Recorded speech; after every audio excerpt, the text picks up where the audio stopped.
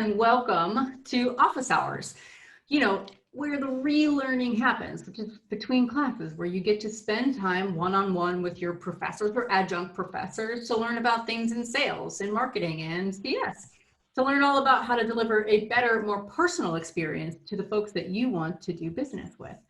On today's session, we've brought in James Gilbert, who is the CMO at CRMNext. And James is famous for this quote that I love, that whoever owns the data owns the room. When I heard this headcanon, my brain went in a million different directions trying to figure out what James was saying.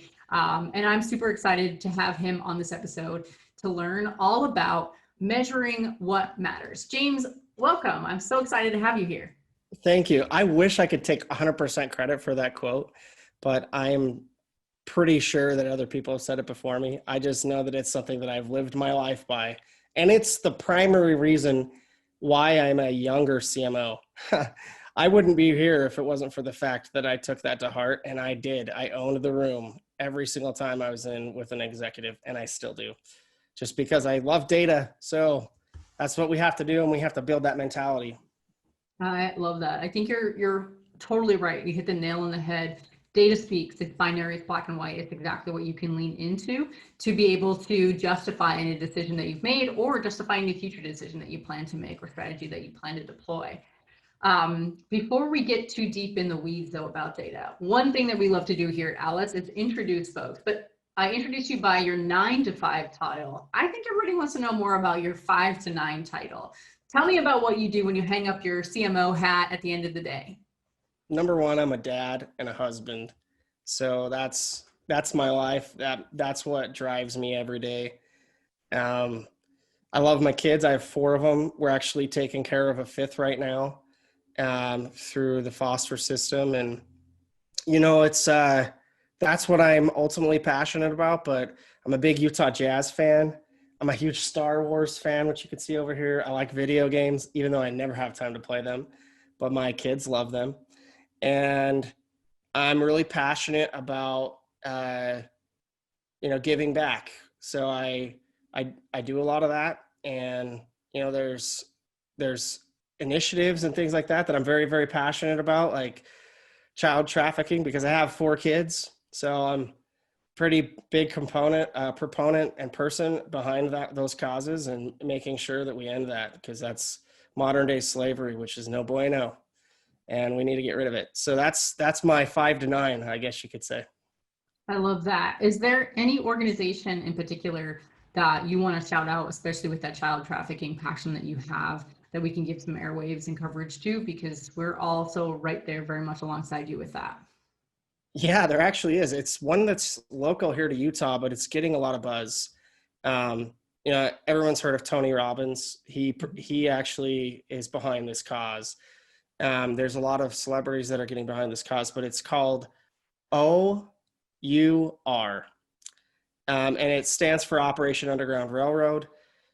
I get it that some of you might think that it's a little bit more on the right side of the political agenda, but it's really not. It's behind the same cause that we should all be behind. There should be no politicalness behind it, and that's that no child should ever have to suffer, no matter what race, no matter what cultural background they have.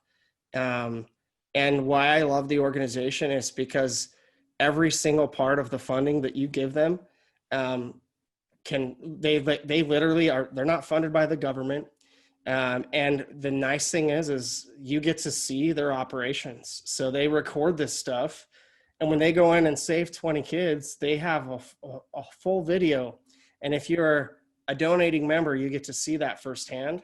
And man, the stories that they're doing with the funds that they're getting is pretty incredible.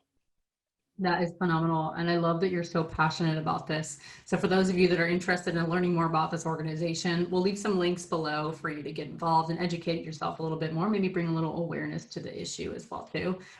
I also would be remiss if I didn't point out, behind your shoulder, is that a Nintendo Entertainment System? Like the original console? This thing? Yeah. Well, I put this on my desk because I like sales reps who have video calls with me to pick up on stuff. And so I try to flaunt this stuff purposefully just to see if like you're smart enough to pick it up. But I actually put this on my tag on my bags when I travel. My kids bought it for me because yeah, this is original Nintendo, but I could have had an Atari one.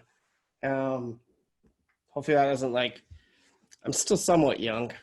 I'm But right there with you. We had that in our living room growing up, so I don't know if that dates me, ages me, or just gives you a sense of camaraderie. But we're here. We're in this together. yeah, I've always been a video game fan. You know, I was the young kids that grew up with like when it very first came out. So obviously I had every system growing up. I had the Nintendo, the Atari, the Super Nintendo, and I was fortunate enough to have, believe it or not, a single mom who just worked her butt off and gave me that opportunity. So I was fortunate Love it. to be able to Snap experience that. to all the single moms who have provided all that they have for their kids to be the best version of themselves possible. And now look at you. You are extraordinarily successful. You're now leading the marketing team at CRMNext. And you're also paving the way. I apologize if this is a little controversial for the marketers that are attending, but while some CMOs are tossing the MQ out of the window with the bath, with the wash, you're leaning heavier into it. Tell us more about that. Well, listen, you cannot, a lot of the reasons why people are getting rid of it is because they have an ABM strategy. Okay. Which is great. That's great. Do that. But even the folks that consult on this stuff have told you it's actually better to have a dual funnel. So if the folks that are consulting you on your ABM are telling you to have a dual funnel, how do you have a funnel without an MQL? The only difference is you're taking ABM and you're rephrasing it into an MQA, marketing qualified account. That's it. That's all you're doing. And all that means is it's a roll up of a lot of the activity that happens on an individual level on an account level. And when you can start mapping that and tying those together, that is when the dual funnel can really start articulating the story for you. I love the concept of that dual funnel. And I think most folks who are doing this don't realize that they're doing this. You can't just turn one off versus the other. One thing that I think that gets really interesting too, if you wouldn't mind speaking to this though, is about using that dual funnel to be able to track that velocity and the impact of the velocity. So that even before you get sales involved, you're actually using this dual funnel to be able to measure the impact that marketing has. Well, how about I show you? I love that. Okay, so I'm going to share my screen, and the screen that you're going to see is just my background really quick, but then I'm going to, hopefully you see when I present here. Are you able to see that? Yep, we're here. Customer journey process example. Okay, so first things first, I know this isn't a one-to-one for everyone, okay? So like your model is going to look a little different. But the reason why I like to visualize this is because I think people miss a big important step as marketers, that we are now owning more of the customer journey and the customer experience, which means that we have to map out the journey. We have to understand the buyer journey in this phase. So you have digital and you have offline. That's traditionally what has been there. And I know there's other digital channels here. I'm just throwing some out there. But then you have a digital onboard. So when somebody comes to your website, how are you converting them? It might be through chat. It might be through a form fill or whatever the case may be. But eventually, you're then going to send them down a pathway that's going to have deep nurtures and engagements or advertising, right? And I've added in here an MQA just so that you don't get confused, that you can have both, and it's perfectly okay to have both. So from there, you might have a process where then it gets sent to maybe an SDR or BDR team, or however you want to phrase that team. And sometimes that team might report into marketing. So from our perspective, when they report into marketing, we want to be able to see how many of those MQLs and MQAs did they then convert into a sales accepted or sales qualified lead and sales qualified account. And then from there, it can actually get pushed back in to a nurture if sales denies it, or if it needs to be, there needs to be more qualification. But even in the sales funnel, so we've separated the marketing funnel, then you have a BDR funnel, and now you're going to get into the sales funnel. And the sales funnel is unique as well, because guess what? You have different criteria. You might use BANT, you might use MEDDIC, you might use all these other different types of sales methodologies, and none of them are, there's not a one size fits all for everyone. It's unique to your own business. So from that perspective, we also have to be able to turn those into customers, which is that there's a customer funnel. And then from the customer, then you can get pushed back into the digital onboarding and the content pieces. So why this matters is because this helps us identify to it at an executive level. And I've shown this to many, many executives, and they're like, oh man, it's too much of an eyesore. But then I walk them through it and they're like, oh wow, this makes a lot of sense.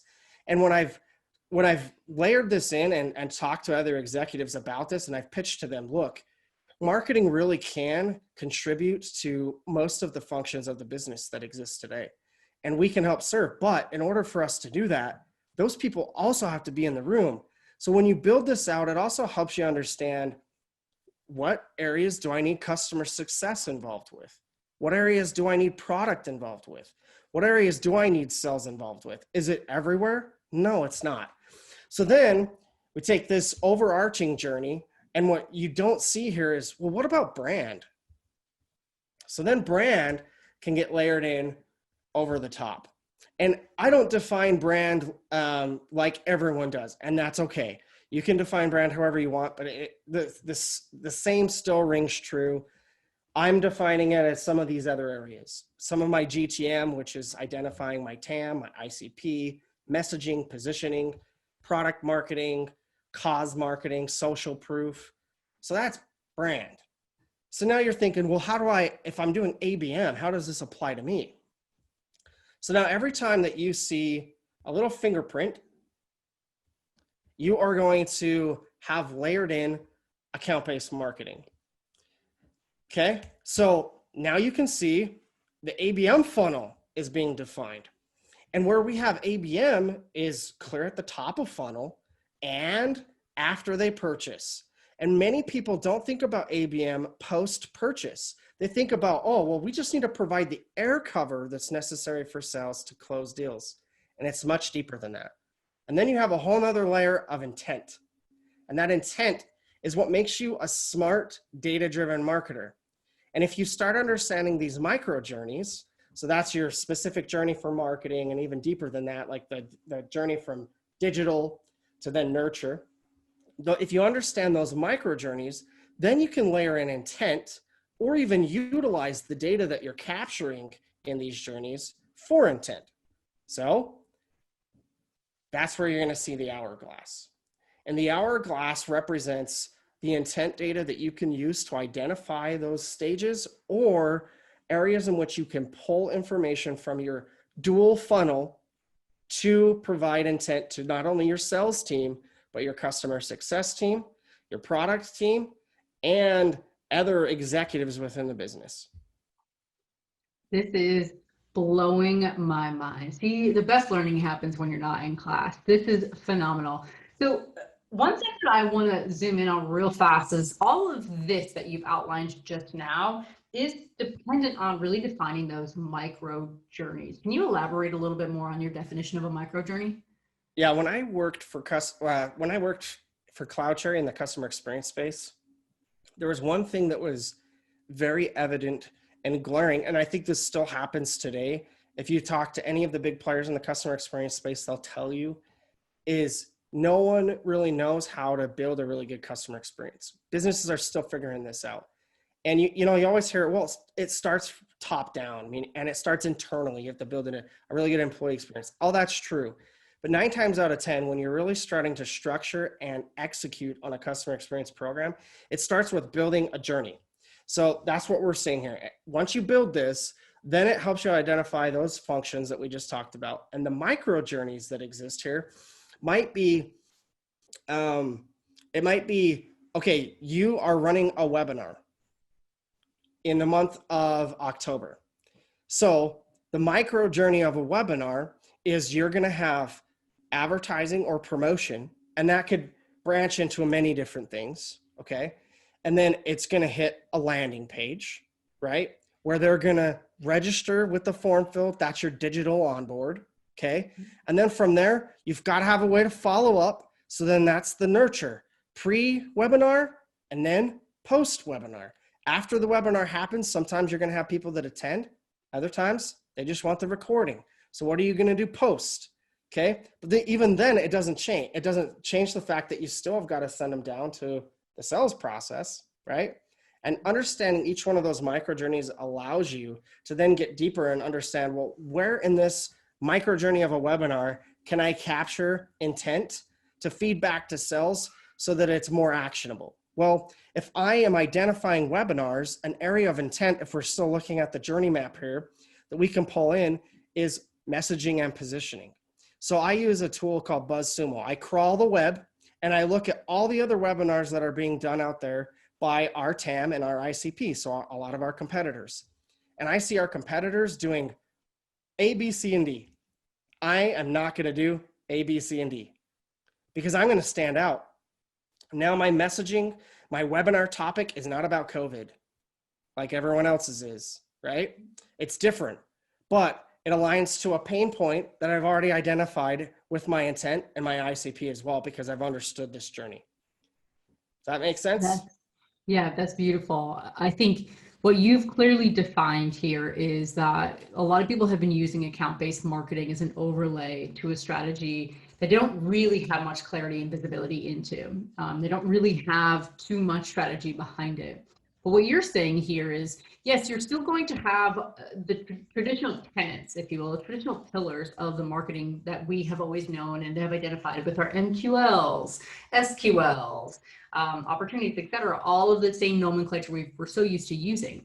But you're saying, let's take a closer look at those moments, those micro journeys that we are pushing people into to first interact with them, to start to get some of that intent-based data, and use those micro moments to elevate the experience they're having such that it feels one to few, or maybe even one to one, that the agenda you've hand selected, the talk track, the initiatives that you're picking up are feeling that much more personal to them and personalized, if you will. Yeah, I mean, so a good example of, just so you know, I'm not like just preaching this, like we drink our own Kool-Aid here. So we're running a campaign right now called the Bank Laurette. It's super duper fun. So 85%, somewhere around there, 85% of a specific niche of our TAM is female. Okay.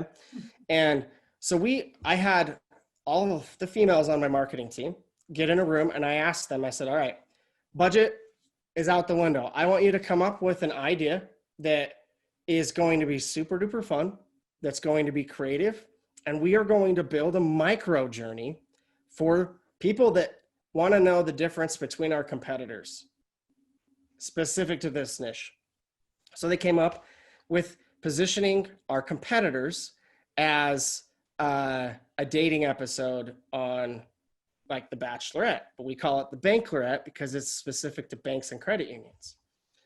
So we hired these actors and actresses to come in and play our competitors. Now, we're not calling our competitors out specifically by name, but if you're smart enough, you can figure it out.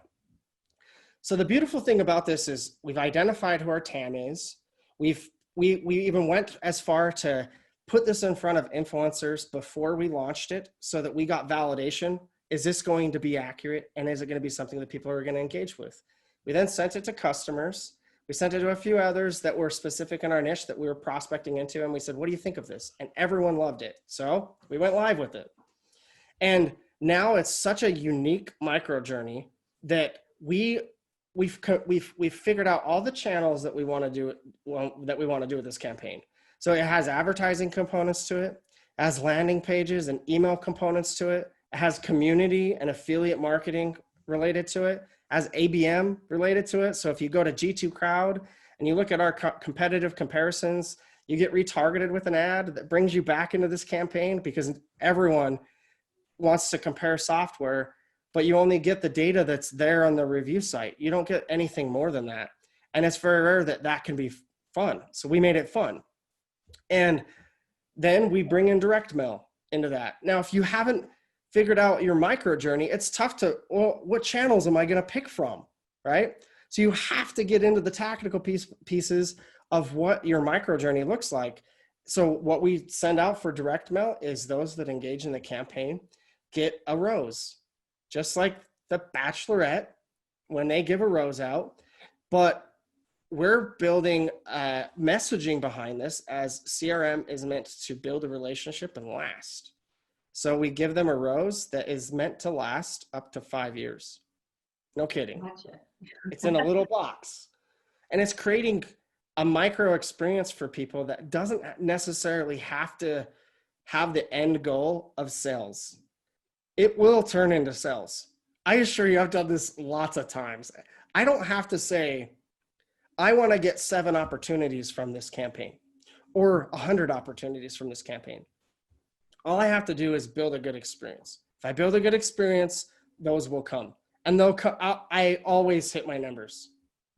So sometimes it's experimental as well. Yeah, I like the way that you're thinking about the experiential component of what you're trying to deliver. And you shared with me this really, really impactful story about how you delivered that next level experience for someone that you had been looking to do business with, hadn't closed their book of business just yet, but you really stepped outside of the norm and thought about the recipient on the receiving, the person on the receiving end of your marketing experience. Can you tell us about that story that you had with that one who's now customer, I believe, right? Refresh my memory, MK. So if I remember correctly, you had found out that one of your prospective customers had fallen under some hard circumstances, some hard times. Oh, yes. Okay. Yeah. Okay, so again, we utilize areas of our demand gen and our dual funnel that we repurpose as intent. Okay. So everybody that we invite to our podcast is a potential prospect and or customer. We do that by design because one, it's free market research, right? You record with like a Gong recording or a Zoom recording. Then you also have a way to analyze that, to validate your pain points and validate your messaging already in the podcast. Well, we were doing this podcast episode with an executive at a credit union, and it just so happens that she just went through a really rough time. And this was before we started recording the podcast. Okay. And she told me about a situation where her son's bedroom ceiling caved in, literally just fell. Luckily, the son was not harmed, but all of his stuff was ruined. She specifically mentioned how her son was a big Xbox fan. That's all she told me about her son, nothing else. Now, normally we send just a small token of appreciation and a thank you, a handwritten note to all of our guests and say, thanks for joining the podcast and spending 30, 40 minutes with us, right? And prior to us recording, I got this information, and I was after the recording, I was like, well, we have an opportunity here to do something. Now, I didn't do this to try and win her, okay? I did it because it was the right thing to do. And that's what mattered more to me than anything. So I sent her, rather than sending her like a coffee mug and a handwritten note with a small little gift card, I sent her a pretty substantial amount of gift cards. I sent her son an Xbox gift card. And what I got back was a handwritten note from her, a thank you in 3 different emails, and her being an advocate for us now forever. Will she buy our product? It's potentially possible, right?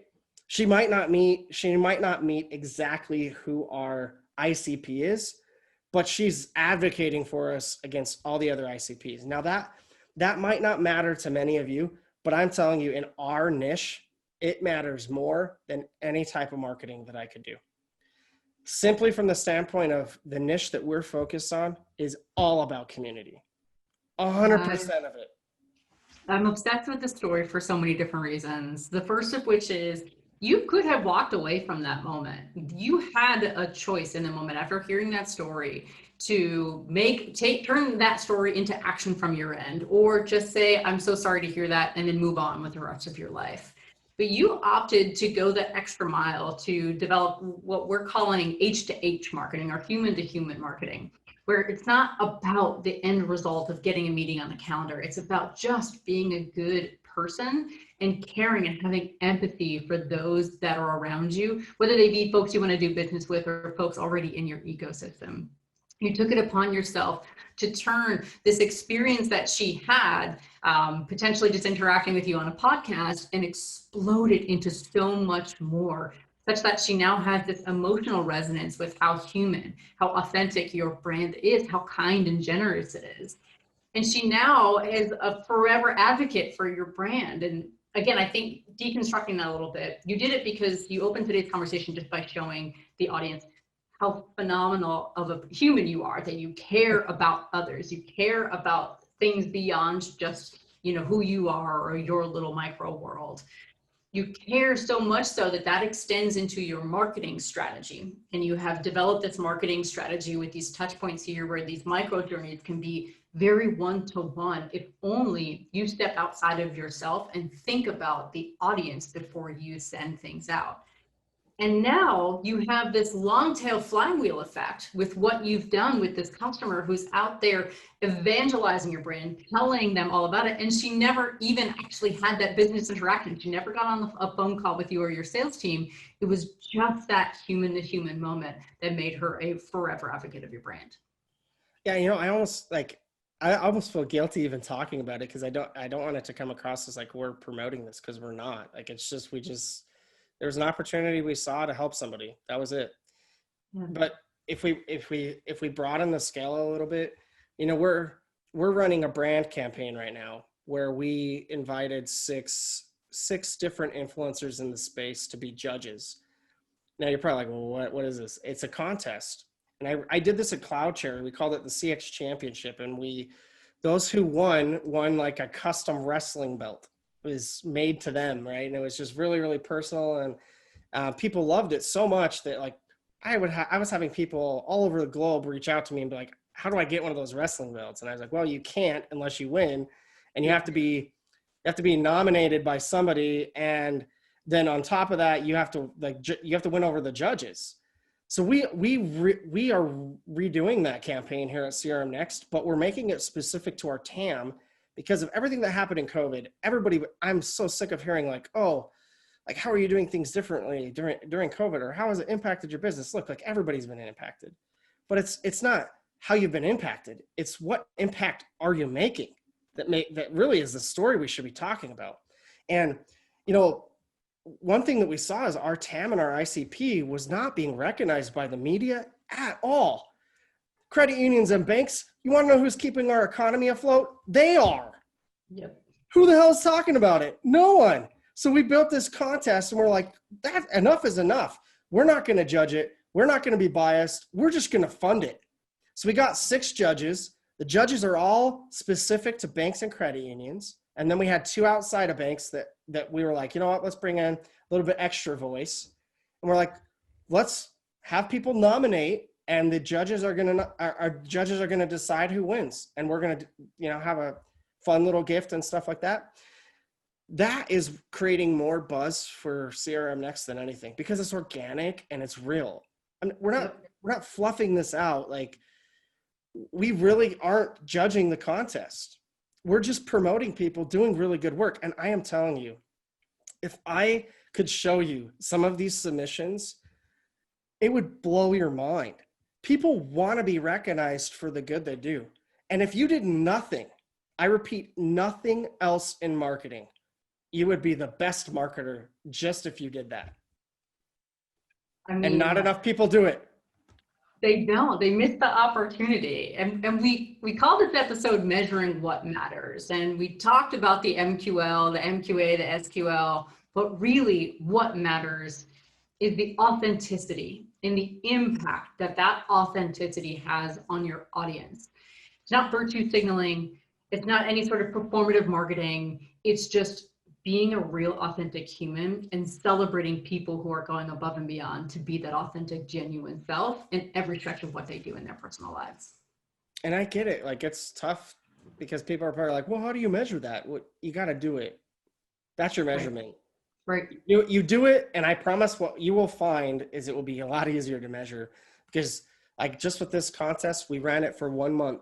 We had over 50 submissions, and all of them took an hour and a half on average, filling out a 5-question survey and providing deep documentation, creative. Some of them creative, like it's all about superheroes, and some of them literally created like their entire bank or credit union in superhero form. All right. I mean, what marketing could I do that would give our prospects that we're trying to get to buy our product that much time with your brand? I guarantee you there's no way that you could do anything unless if it's organic, people will get all over it. They absolutely will, because the market's mature enough. They know the difference between virtue signaling. They know the difference between something that's disingenuous and what's authentic. They already know because they're surrounded by it on a daily basis. They can sniff it out faster. What marketers haven't realized is how quickly the market has matured to be able to diagnose authenticity versus something that's just disingenuous. Yeah, and when you build out those journeys, you see that there's a lot of the middle of the journey that people just don't think about.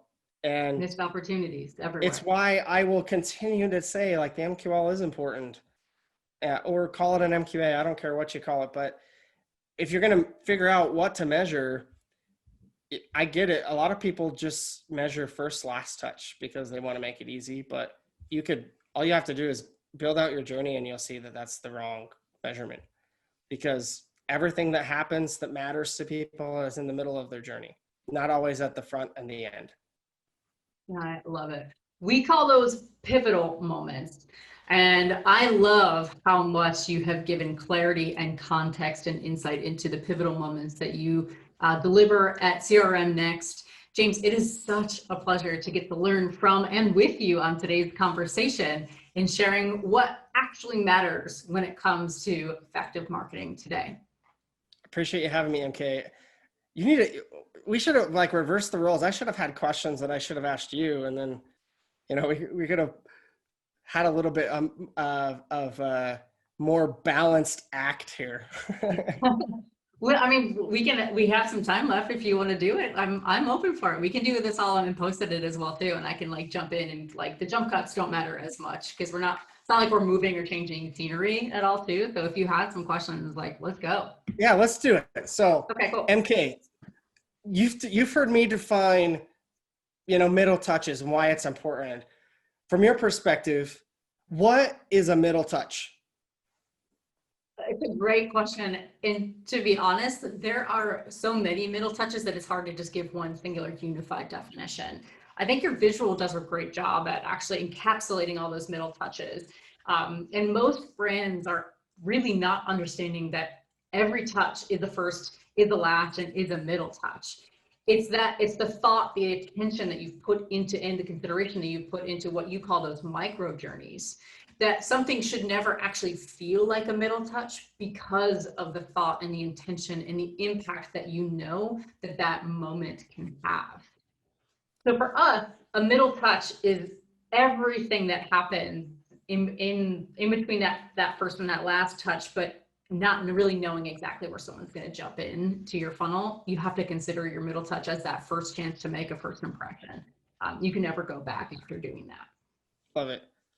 I always like to think of like how people buy. And I mean, you could use an e-commerce example just to kind of visualize, because everybody can relate to it. But I mean, like if you're shopping for your kids for, a holiday or their birthday or whatever, how many times do you just like go to the website and just buy right then and there? Right. Almost never. You go and find a product, then you research it, then you're looking at reviews, and then you're looking at, well, maybe there's something that's a video that you want to see how the product actually works. And then Right. you want to see how people have given those views. So then you scroll in the Amazon thread and you see all the reviews there, and that's no different than how B2B is purchased as well. The only difference is instead of one singular shopper buying one singular product, you have many doing the exact same thing. And so oftentimes the business will say, okay, we are only going to give first and last touch attribution simply from the standpoint of like, that's all they can measure. That's all they have. Right. Right. So then they just are like, oh yeah, we got this. And they forget about all the other people that might have influenced the decision. Yeah, I think it's so, we actually take a lot of our playbooks from the e-commerce space. I came from the e-commerce space. I used to design and consult e-commerce businesses. Our CEO also came from the e-commerce space as well too. But there's a lot that you can learn about the journey that someone goes on, even as an individual consumer. Yet when you have a whole buying team and you have then just, quadruple, quintuple the amount of people who are taking these journeys in all these different directions. Everything is the middle journey when you have so many people who are influencing the decision-making process. 100% agree. MK, tell the audience, what are some ways that they can make the journey more personal? Ooh, for Alice, everything that you do, you should always be thinking about stepping outside of yourself, stepping outside of, the MQLs, SQLs, whatever goal you're held accountable to, and remove yourself from this funnel you've developed and think about the person, not the persona. We are big proponents of that. We spend a lot of time really conceptualizing and thinking about the person who is going to be on the receiving end of whatever marketing strategy you're working on. You call them micro journeys, and you think really closely on those micro journeys. Without using the same vernacular, that's exactly what we're thinking about. We care about and we obsess over every detail that we put out there, whether it be, a fun G2 video, and we think about the experience we want to have about telling people how proud we are about our customers who have nominated us for this position, all the way down to like the precise copy that we use in our emails. And even the finishing touches of emojis that we use to humanize the marketing that we're putting out there. Every step of the way, we really think about the impact that we want to have on someone who's experiencing something within those micro journeys. And we maniacally obsess over them. We care a lot. Our marketing team, I hire specifically to find empathetic folks who go out of their way to step beyond themselves in a way that contributes, whether that be in their community, it could be outside of work, it could be, volunteerism that they have. I care about people who care because they produce better marketing, like period, because they care about the product that they're putting out there, and they care about the people on the receiving end of the marketing that they put out into the abyss. I know a lot of people will ask the question, well, how do we scale something like that?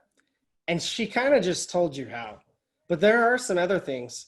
When you're on a call like this, you can see MK has a guitar in the background. She has a really cool painting with a skull. Those are things that you got, like the Star Wars stuff. You can tell I have kids because there's a painting here. Those things are how you can do it as well. Mm-hmm. So if you want to know how to scale, get your sales team to make sure that their prospects are on video. All right. Yep. And then once you do that, do a quick 30-second analysis after the meeting. Just pull up a screenshot of it and say, hey, here's some areas that I think that we could maybe send direct mail, send them something personal that's related to those things. I had somebody who sent me one of those pinatagrams, and I've seen them 100 times and they're great. Don't get me wrong. But it was actually the delivery that mattered most. It wasn't the product. She found out that I had kids, and rather than sending me a gift that I would probably get from anyone, right? She sent a note to my kids and said, hey, I know you have 4 kids, so here's 3 pinatagrams. Hopefully they can have fun with them. But just a small little note like that. And my kids, by the way, were obsessed with those freaking pinatagrams. So much of the fact that they cause tension in the house. But Like it was the delivery that mattered. It really was. And that person, again, could have left it on the doorstep and just said, you get what you get and you don't get upset. Or that person could have said, I could just spend the extra couple of, bucks to actually make this family's night. And the lasting impact that that entire experience has now had you evangelizing their brand, has now had you thinking about this. And now your whole family is just loving these pinata grams. Yeah, exactly. And my kids now ask me all the time, hey, when are you going to get another pinatagram? And I'm like, you know what? When the next company decides that they want to be personal. I love this. Well, thanks for having me. I appreciate it. Thank you. Honestly, you've helped to establish this new concept of what you should be measuring in your impact. You've given some very clear examples for folks and how they can start to be thinking more closely and examining that micro journey. You've also given great examples for the way that people can drive that human to human impact with their marketing to elevate that experience and to care about the person, not the persona. James, thank you so much. I know you're super busy, so thank you for carving out time to chat with us between hanging out with the kids, maybe catching a couple of video games or maybe a Star Wars movie here or there. The Jazz is not playing right this moment, but I imagine there's a game. I imagine there's a game you can go back and rewatch to just try to revel in the moment. Yes, and I do often. So yeah, I appreciate everything. Thank you. Of course. Thank you, James.